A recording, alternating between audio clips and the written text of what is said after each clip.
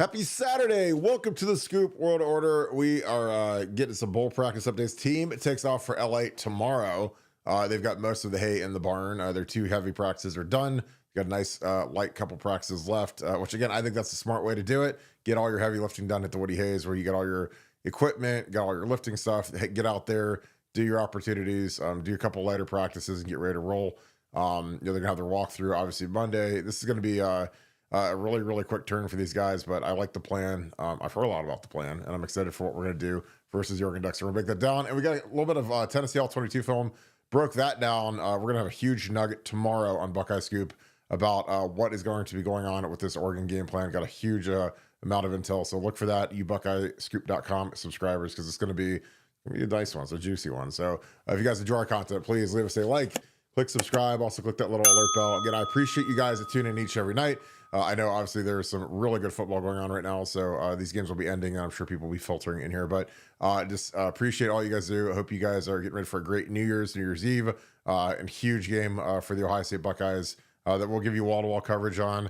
We're super excited about it. But as always, I got to bring in my good friend Nevadabuck. Nevada, the hay is, so to speak, in the barn at this point. The Buckeyes, the plan is good. They've got a lot of the heavy lifting done. And again, you have to understand the kind of the gyrations of practicing on the road at a bowl site. It's not great. Like, I'm not a fan of it. We'd practice at usually a really nice high school when we're on the road in Arizona or Louisiana or whatever.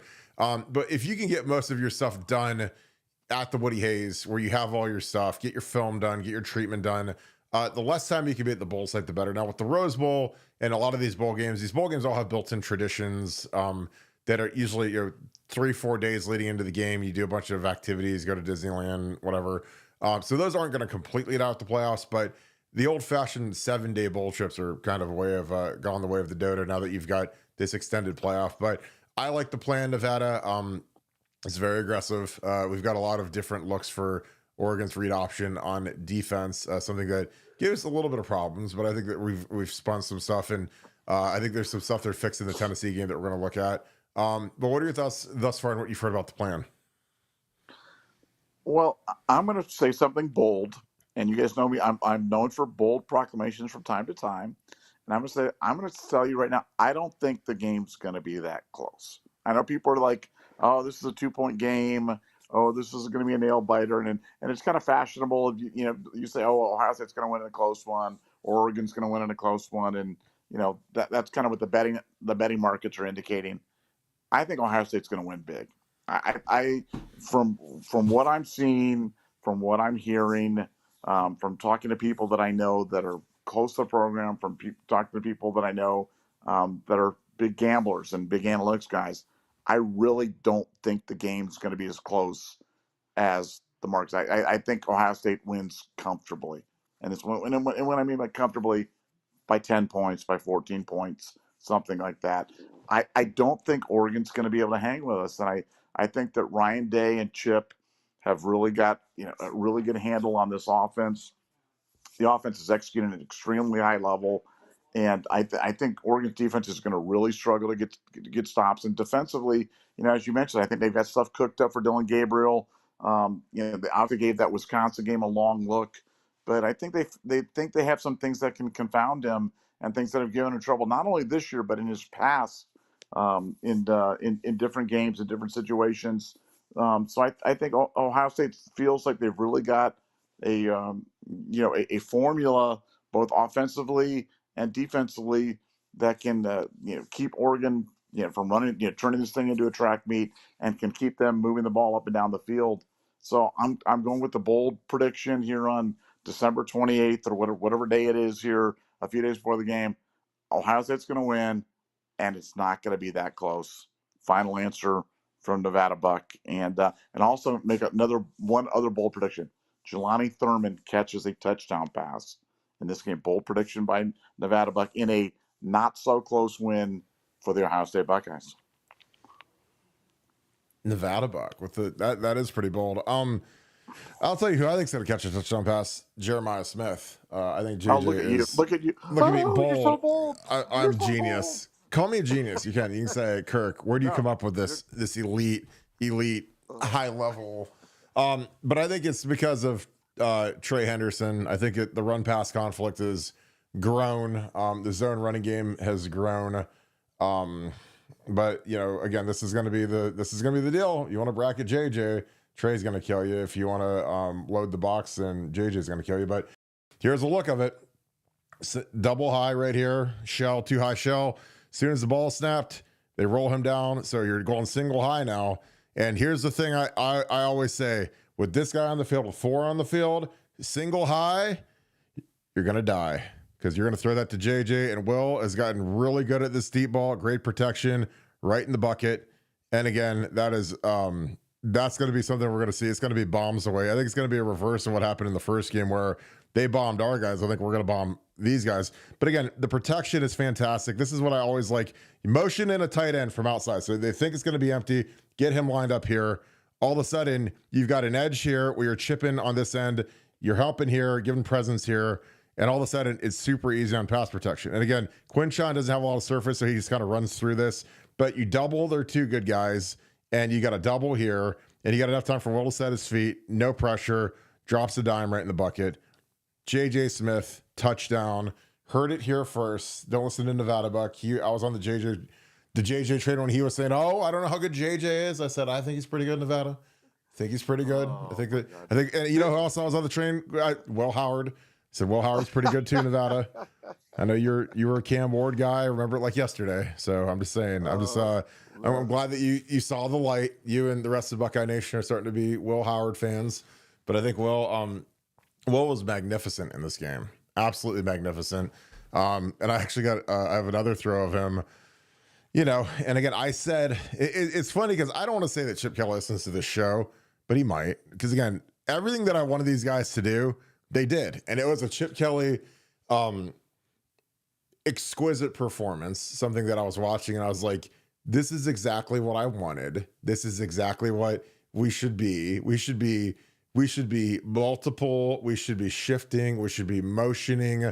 Again, a lot of these guys in the SEC, they get single digit Wonderlic scores because they're not real smart. So when you got to make them adjust to stuff on the fly, it a lot of times isn't pretty. So we're moving guys all over the place, and we're putting JJ in the slot. And I'm just telling you, like, I was screaming, we got to put JJ in the slot, because again, when these guys are playing too high bracket, a way to beat that is the same way the Patriots beat it with Randy Moss. They put him in the slot, because it's easy to double team an X when he's way out there to the left and in his own little world. But, you can give the illusion of him being a slot. But again, JJ is a pure X wide receiver. The X is the number one guy in the offense. It's as Urban Meyer said, and I love Urban Meyer to death. I quote him, the X is your Marmaduke. He is the guy. And if you don't have an X receiver that can win one-on-one, then you need to fire your wide receiver coach and go get one that can recruit and get a guy in there that can win one-on-one. So your X is Justin Jefferson. It's Devontae Adams. For us, it's JJ. Last year it was Marvin. So again, I'm going to break this one down because this is one of my favorite ones of the whole day. And this is literally the very next play after the touchdown. This is possession and 10, P and 10, they call it. And it's just such a nice little clean look here where, you started off with a motion. Here you got JJ up top, motion Carnell across. So now where's JJ? He's in the slot. So the corner who thinks he's covering JJ has to bump out and cover Carnell. And so what did I say we had to do on the offensive line? Easy stuff. So let's do a little fake zone action here, play action, quick little throw. And who's coming across the formation to get the ball nice and easy with no prayer of being covered? JJ Smith. So he releases, and it's just green grass. And again, that is so simple on the grease board. Now, when you watch it in real life, again, you got Carnell, bring him across, full zone action. So basically, the offensive line doesn't have to really block anybody. You got your back coming across, and then the guy that makes the play here is Will Howard. So Will Howard, who I think is excellent. Low snap, which again, you got to get that cleaned up, Carson. Love Carson to death. But this is Will. So you're the quarterback. Okay, low snap. Okay, I got to get my fake. Okay, we've got the end coming scot-free. Oh, JJ's open. Oh, I gotta still hit him with this guy jumping, matching the hand. So again, people that don't think Will Howard are good they shouldn't be allowed to give takes on football, because in that little play, and again, people say, oh, that's a little short throw. It's not a deep ball. It's not whatever. But he had to catch a low snap, carry out the ball fake, and toss it over the hand of the unblocked defender to JJ, who's sprinting across like Godzilla, like Optimus Prime in the formation. But that was one of my favorite plays I saw, because I was like, he makes that look so easy and effortless. And I've seen bad quarterbacks that would panic. They would take a sack. They'd throw it too high. They'd throw it into the guy's hand. But not Will, because Will, his pulse never goes above about 30 the whole game. He's always chill. He's always cool, which again is an incredible trait for a quarterback. It's not like, Troy. Troy was like that, and he was never shook. Which again, that's what you need. Like when you're playing in these big games, if guys are they got the beads of sweat on the brow and everything else, like that's not going to end well for the good guys. But I don't know. I watched this game. And it's like, I'm telling you, man, Will Howard is something else. He is a special player. And I'm going to enjoy every minute that he's our quarterback, because those minutes are fleeting. Like, we don't know. We've got an hourglass right now that has sand in it. And it's either going to run out of sand at the end of the game, or we're going to get a little bit more sand thrown at it to head to the Cotton Bowl. So, but man, I mean, that's 2 plays in a row. He drops it in the bucket for JJ. Then he, again, great quarterbacks can literally, make something like, a bad snap, ball fake, and then toss it. And it's just incredible. I don't know. Like I said, I love watching this kid. Your thoughts on that, Nevada? Yeah, I mean, look, we've been singing Will's praise, all year. Even when he had a bad game, and other people were dropping off the bandwagon. Now, I'm not going to name any people, but they're big and cuddly, and they wear black all the time. And I'm not going to say anybody, but I stayed true to Will, and I think it's going to get paid off. No, I think you and I are both sober about watching these games, and I don't. Oh, here's the thing about Will Howard. Will this Howard, time I am. I don't like Will Howard, or not like Will Howard, or have an attachment to Will Howard. I just like good quarterback play. I don't care who's in there. I don't care if it's McCord. I don't care if it's Howard. I don't care if it's Devin Brown. I don't care if it's Julian Sain, Javian St. Clair. It doesn't matter. Will Howard will leave here, and then there'll be another quarterback, and I'll be a fan of good quarterback. I like good quarterbacks who can move the chains and keep them going. And I don't care one lick about how they project in the NFL, what round they're going to go in. That stuff matters not to me. All that matters to me is, can they win in college as an Ohio State Buckeye? That's all that matters to me. And Will is such a good quarterback. There's such a disconnect between him and the fan base. Maybe it ends after this Oregon game. Hopefully it does. Hopefully he puts another nail in the coffin on that one. But yeah, he was so good against Tennessee. I mean, the coaching staff was kind of in awe. When they went back and rewatched the game, I mean, they were kind of in awe. I mean, he was really good in a live viewing, but when you go back and watch it on tape, you really realize how freaking good the guy was. And I think that's just going to, cause him to have more and more confidence in him, given more and more of those reads, more and more that RPO action, because we got away from the RPO game after Oregon the first time around. I don't know if it was because of our offensive line situation or whatever the philosophical shift was, but we got away from it and we stopped doing it. And obviously that culminated in that disaster in late November that we're not going to talk about. But they've got back to it just in time. As we're rolling into game 2 of the playoffs, we're through 25% of the way there. It's a 4-game season, one down, 3 to go.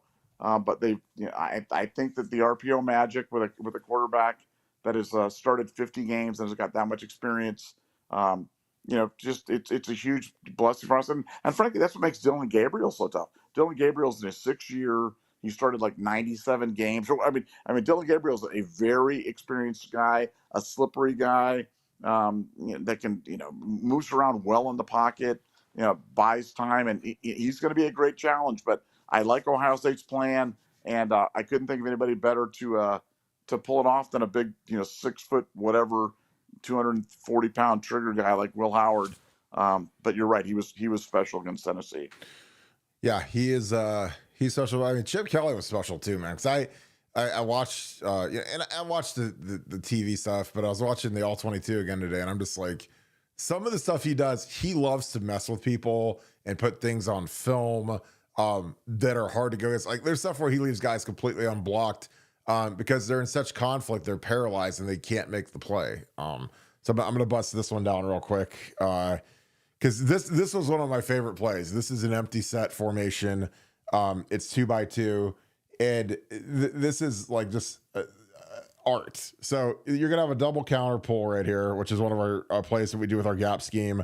Counter, blocking here, blocking here. This guy's totally unblocked. So Will is going to catch it. And these linebackers, everybody, they see double pull. So that instantly means the ball's countering back over here.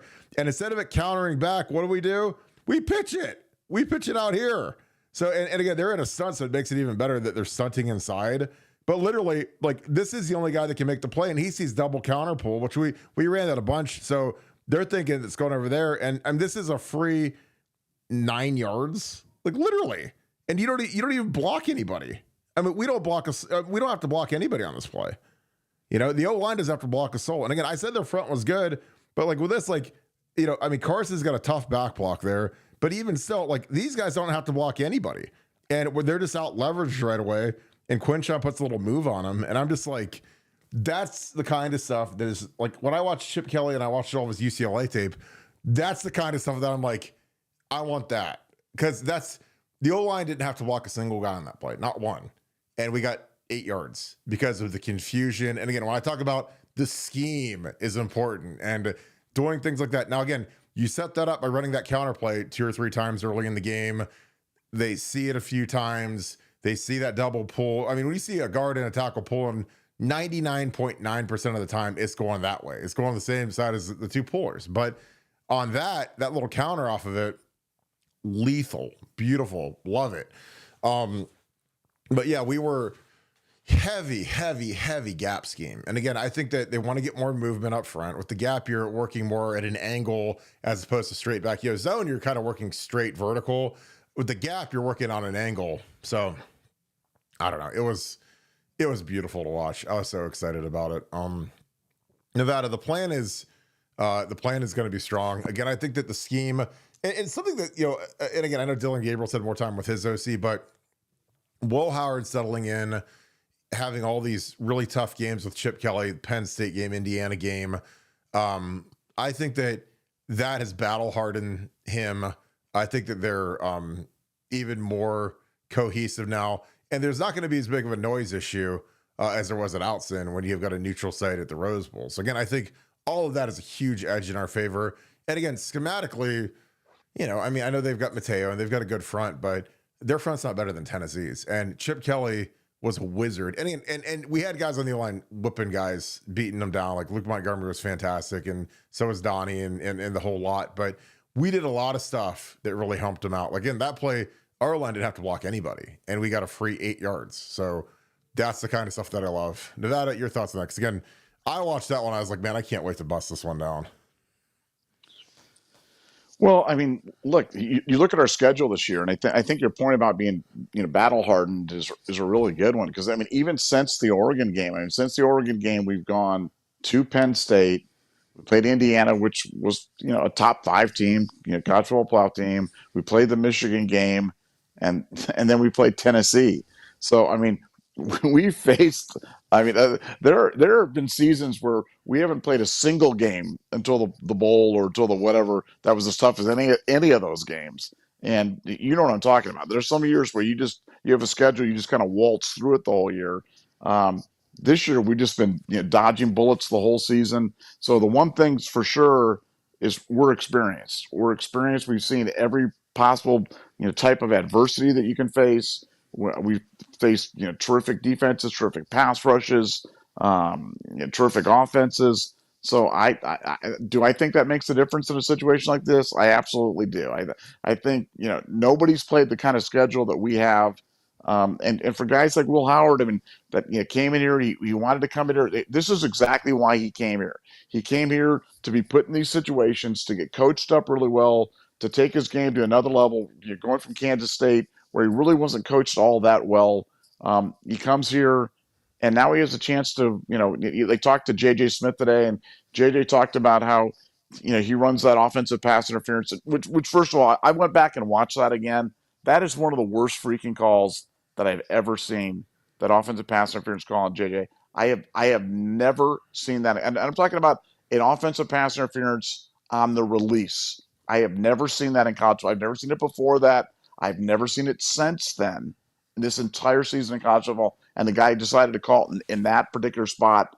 Absolutely disgusting. But JJ talks about how he thinks about that one. Will Howard talks about how he replays the last few seconds of that game in his mind all the time, and you just don't get that many chances in life to run something back. And for JJ, for Will, for all the guys, and for the defense, and for Jim Knowles, I mean, they know that they first time around they didn't have a great effort.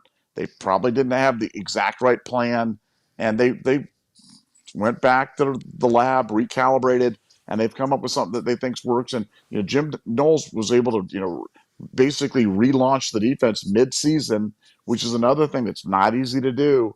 But they've got a second chance at these guys, and man, I love the fact that you get a second chance in life, because it just doesn't present itself very often, and when it does, got to take advantage of it. I think the Buckeyes are really poised to take advantage of it, and that's going to be bad news for the Duckies. Yeah, I think it's going to be really bad. And again, you look at the scheme that we ran, and you look at how we're getting guys clean, we're outnumbering guys, and again, a lot of this has to do with JJ. Again, like people ask, what's the most important part of the running game after the scheme? Jeremiah Smith. Why? Because they can't. There's a lot of stuff that they wish they could do that they can't do. Because if you leave him alone on your cornerback, he's going to get. I mean, it's like it's just a massacre, And again, so they have to keep a safety high. And a lot of times, if you run your quarterback, you're going to be outnumbered in the box, and that's something that when Chip Kelly is at his zenith, I mean, he's dialing it up, and there's stuff where again, when we have these running plays where the runner doesn't get touched for the first 7 yards of the play. I mean, he's already at +7, +8 before he even gets touched. And again, our offensive line did a really nice job blocking, but a lot of it is just like the scheme. The scheme is really good. And in zone 6, our receivers are just really, really terrifying. So they can't roll these safeties down and leave those guys out in a box. Like they shifted to Bear on a play, and it just, normally in Bear you got to run cover 0 where everyone's man to man across the board, but here they tried to play a high safety, like what they played like a kind of like a cover 1 with a deep safety to help versus JJ, and they're just outgunned. They're outnumbered. So this will be the last one, because we're getting a bunch of super chats, but this is just gorgeous. So you got this high safety. Normally you'd be man to man here. They jump into Bear right here. So they're Bear defense. So this is what Virginia Tech did against us, except they had to go all man. So you cover up the inside guys, and you run this power play where you've got a lead blocker in Quinshawn on here. You pull him for here, and then everybody else is gaps down and takes their guy, hold the line there. And we get Will Howard running it. So again, he's not touched for the first 7 yards. Dives forward. And again, I love him diving forward, not getting hurt. But again, Oregon could do this. They could jump into Bear where you cover everybody up. You cover him up. You got a 3-tech, edge guy. You need another guy in the box to do this, because you need the safety needs to be down here, but he's scared to death of JJ. So again, the JJ Smith effect is so real. But again, I mean, it's like stealing. I mean, you watch it and you're just outnumbered. It's just math, So when it's 7-on-7 and then you got 8 as your quarterback, you can't defend that with a high safety. You're going to give up chunks of yardage, just from a scheme standpoint. And again, I don't know, man.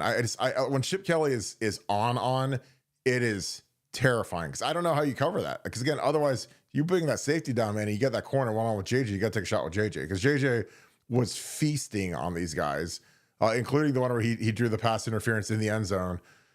Whew. But man, I'm so excited for the game plan with Chip, and I think that we left a lot of meat on the bone, but still, I mean, Oregon knows that as much as people want to say that they beat us, it was more that we just ran out of time, because they couldn't stop us. And I think it's going to be even worse this time now that we've got more cohesion.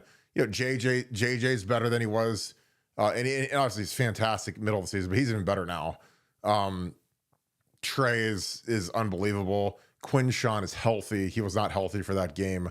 So I know that we're down a couple linemen, but I just think everything's clicking at a higher level. You remember, like, Chip Kelly is as crazy as it was his, first year as a coach and learning his players and what works and scheme and, what guys can do what. And I'm telling you, man, the shifts and motions that we ran versus Tennessee were just breathtaking. And I was just like, we get these guys in such terrible positions. Like defensively, these guys are kind of all over the place. So I don't know. I'm very excited for this Rose Bowl after watching what we did against Tennessee and, and really how we changed from the Michigan game. Because again, a lot of people, I was very upset at the Michigan plan. I was the first one to say it. Didn't feel like it was Chip's game plan. I've watched so much Chip Kelly that like my eyes bleed Chip Kelly plays. And so when I saw what we were running, I was like, this screams Ryan Day and let's play ultra conservative and our defense is good enough to win it and whatever. But now this is back to being Chip. This is like the Chip Kelly that I know and love. And again, when you run plays and nobody gets touched for 7 yards because the scheme is so good, that's beautiful. It's just fun to watch. And I'm just happy for these linemen. And again, he protected the offensive line. He's moving the pocket, play action, 7-man protections. Didn't put him in bad spots very often. And it showed zero sacks and not many negative plays. And that's a credit to Chip Kelly. And that was something I harped on all week. I was like, do not put the O-line in a bad situation versus this D-line, because it's a very good D-line. And they're still a really good D-line. It's not like, I'm not a fan that says, oh, Tennessee sucks now just because we beat them and they weren't really that good. I was like, no, their front was really good. Watch them against Georgia, watch them against everybody else. But Georgia had a good game plan. A lot of the stuff that Georgia did, we did. And kudos to the staff. So I'm excited to see the 6 Oregon game. Nevada, any thoughts? And we'll dig into some super chats. No, just I love plays like that. The ones you showed, little 6, 7, 8 yard plays. They're not the big touchdown plays, but they're the chain movers. And nobody's better at designing the chain movers, especially using the quarterback in interesting ways as a trigger man or as the ball carrier than Chip Kelly. And I expect that to fully continue against Oregon in the Rose Bowl. Well, those are the backbreakers when you have these 6 and 7, and then you make it, because that was first down. So 2nd and 2, that's your dream. When you're running that play sheet, man, it's like 2nd and 2, let's ride, and that's exactly what you're looking for. And I don't know, I was watching it, and like I said, they were moving that pocket, and Will Howard was magnificent. And the thing about Will is he's a great athlete, but he's really accurate throwing on the run. Which, again, that's important when you're moving the pocket around. His ball fakes have gotten better when it comes to the play action stuff. Because a lot of the play action stuff, you're faking a handoff to the running back. He's really selling those. We love pulling the guards on pass protection because that's a great way to get more of a run look to the safeties. Because you got to affect the safeties. So when you see that guard pull, if the guard pulls 90% of the time, it's a run. But that 10%, when it's a pass, it's fun. So all right, let's get into some super chats. Appreciate you guys being on here tonight. Oh, real quick before we start, I got one of the funniest gifts of all time to that. I didn't even tell you about this. So, oh my gosh, Raymond Mitchell, appreciate you, my dude, found an old photo of me with the Chicago Bears when I was number 69, because the Chicago Bears literally have like 50 retired jersey numbers. Like, look it up. So every year, like, the rookies come in and get the same numbers that the last rookie class got. If people get cut, it's bizarre. And there's a defensive end that had 69. There's a lot of double numbers in Chicago because they probably have legitimately 35 numbers that are retired. So it really limits your selection. So that was the old days. It says Mary Burke miss because the Burke Carton thing. Keep up the good work. He sent me a Chicago Bears jersey. This is amazing. So I've never actually had this thing, and now this thing really does look like a moon, man. This thing's huge. And on the back it says Burkosaurus. So yeah, I don't know who's living better than I am, but this thing, I could cover my truck up with this thing. This thing's so big. So yeah, this is I'll cover my car up in the bad weather. So, but I appreciate you, my dude. Again, this is very thoughtful. I appreciate you digging up an old photo of me back in the day. The olden days. I got the little Kirk Barton on the tape. This is my first rookie minicamp. But I appreciate you, Raymond. Thank you, brother. Thanks for being on the show every night. That's one of the funniest things I've ever seen in my life. So I did not show you that, but I figured you'd get a kick out of that, Nevada. Jamie Coburn, thanks for the 10. I appreciate you, my friend. Good morning, Kirk and Nevada from Japan. Konnichiwa. Happy holidays to all except the team up north. I'm fired up for this game. Glad this is a night game versus a noon game, so I don't have to wake up at 2 a.m. Sounds like you, Nevada, the Finnish Flash. That's awesome, Jay. Well, I'm glad that you're on here, and I'm glad that you enjoy it. And I have a strange fondness for Japan because I always play as them on Civilization 5. So Japan is pretty hardcore on a lot of the video games I like to play. So they're really, really good at them. So I appreciate you, my dude. I hope to get there one day. Probably not while I'm podcasting, but one of these days. Nevada, your thoughts to Jamie, who's watching us live from Japan. Yeah, well, we appreciate you being here. We love that. It's amazing how many people we have from around the world that listen in on the show. And yes, I will be watching I've already checked my time. The Rose Bowl kicks off at midnight Helsinki time, which is really not that bad. I mean, that's not terrible. And what's probably going to be hard about that is, well, what does that make us podcasting at like 4 o'clock in the morning or something like that post game? Oh, yeah. So yeah, that could be a little bit on the harsh side, but we're just going to slug it out and go Bucks. I'm going to be watching on my little iPad, watching the Buckeyes play. So I will not have the benefit of a 90-inch television like Burkosaurus, but I will. I'll just have to do the best I can. TVs everywhere. Lisa S2001, thank you for the 5. And then I see you've got another one next. Thank you for the deuce. What is Jeremiah Smith's middle name? Nevada, do you know this? I do not know. What is it? Do you know? Javon. Javon. There you go. You know why I know that? Brett gets baby. I literally called because someone asked me that last year, and I was like, you know what? I don't know, but I always call him because he goes by JJ. So people say, who's JJ Smith? I was like, it's Jeremiah, JJ Smith.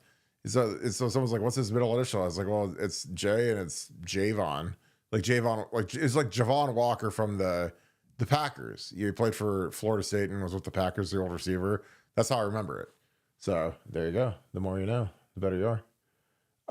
Ravia Tube, appreciate you. Thanks for the 5. Although stats are similar, it looks like Trey has outplayed Q with a different outlook and burst lately. Yeah, I think Trey's way better than Q right now. And again, I was team Quinshawn midseason, but Trey's found another, notch, and I think he's the best running back in football right now, in college. And he's fast, he's physical, he's running for the money, and you can tell, and he's really good in pass protection. So Trey, I feel like Quinshawn's kind of hit a little bit of a wall. Probably won't hurt him to come back for next year. And again, I don't think he will, but this is one of the best running backs NFL draft classes that there's been in a decade. So, I mean, this is like a year where, normally if you think you're a second round pick, you might go in the 4th round. So I don't know. If I was him, I'd come back, get a nice little NIL check and be the lead dog next year, along with the kid that we got in the portal. But I think that we're, by getting that kid in the portal, I think that they think Quinshawn's gone. So just being transparent. But Nevada, your thoughts? I know where you're going to go with this, but I think Trey's been much better recently, and he's got a lot of burst right now. What are your thoughts?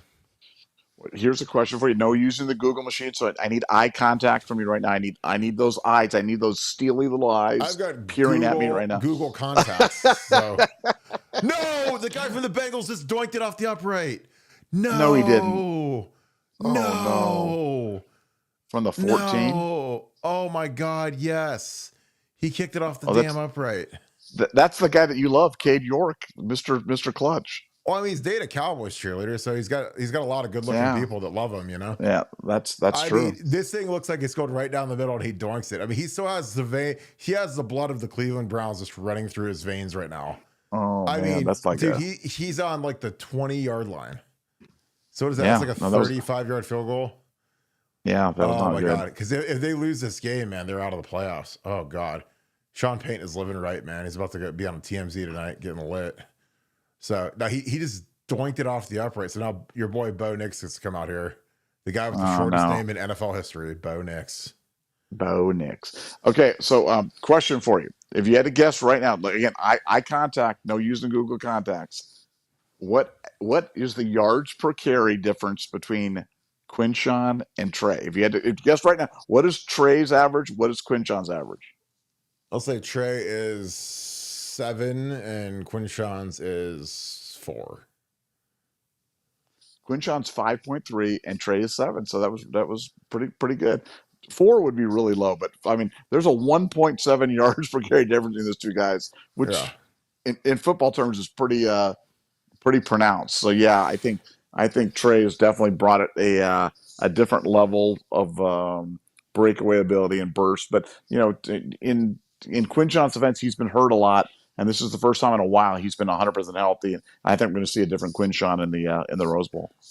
Well, I think so too, because remember he fumbled in the first game when he had the broken wrist and got hit, and they ripped the ball out. So again, these guys that have these like lingering terrible plays in their lives from that game, they get a chance to harvest it and go get back at it. So and go get some action going. So I think that the thing I love about the potential with this team is, like, Will Howard talked about sliding and that in his head. And again, that's real. And again, it wasn't all his fault, or JJ being salty about the offensive pass interference, where he said, because again, I knew what it was. Like, JJ is like LeBron. Like, he's so big and he's not going to get every call just because he's bigger and stronger than everybody else. So the officials can't call an OPI or a PI on him every time, but they could if they wanted to.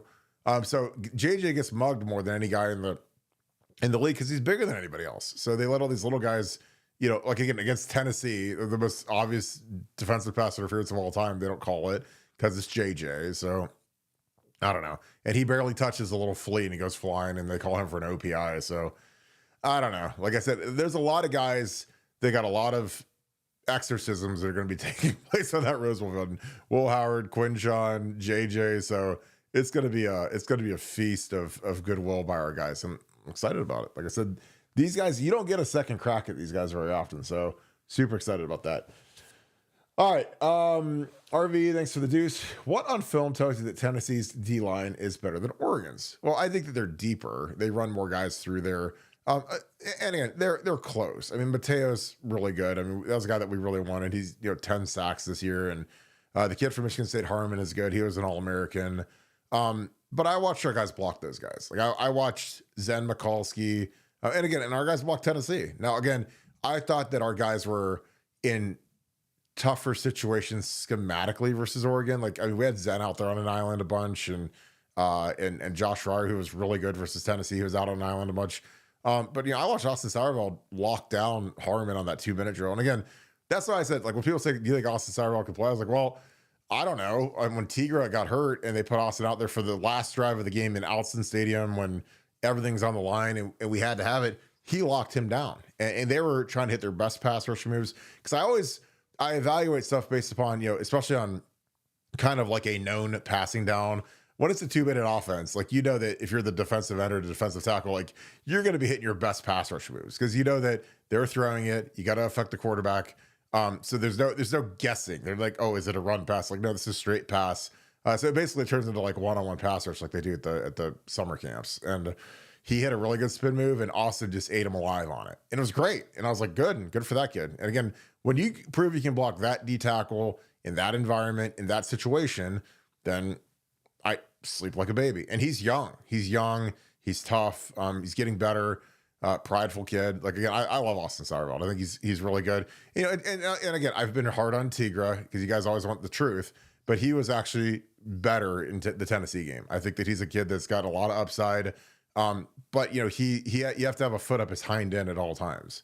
And so I think that he got the message when they started putting Luke in and rotating Austin on the left and right side that, hey, this might not be a permanent thing for me if I don't get my stuff in gear. Because again, they're bringing in another guard, and you don't rotate guys on the O line. Like I rotated a little bit in 05 when I got hurt and I was coming back. Like, me and Alex Boone rotated a little bit because they wanted me to kind of build up my knee because my knee was still weak, and I hated it. Like, I was like, I don't ever want to rotate again. If you sent someone in for me, I'm going to kill you, basically. I didn't want to rotate versus Texas in 06, but we did it. That was part of the plan because they didn't think we could survive the heat, and it wasn't even that hot, but somehow we survived. Little buttercups. But I don't know, Nevada.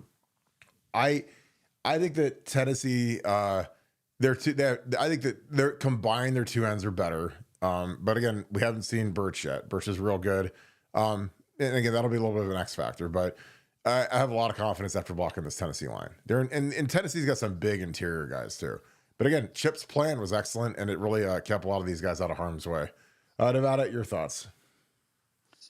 Well, I mean, the thing that gives me the most confidence, I mean, we've talked about this before, but look, Birch was back for the Penn State game, the Big Ten championship game, Yeah.